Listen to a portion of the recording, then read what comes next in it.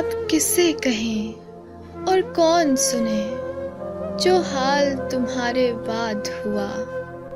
अब किसे कहें और कौन सुने जो हाल तुम्हारे बाद हुआ।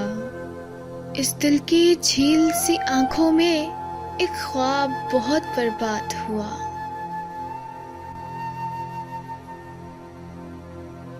ये हिजर हवा भी दुश्मन है उस नाम के सारे रंगों की। वो नाम जो मेरे होंठों पर खुशबू की तरह आबाद हुआ।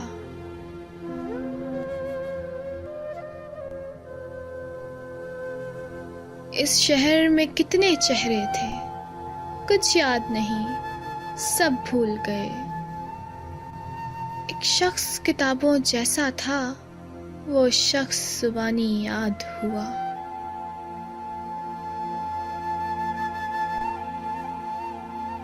वो अपने गांव की गलियां थीं, दिल जिनमें नाचता गाता था। अब इससे फर्क नहीं पड़ता, ना शाद हुआ या शाद हुआ।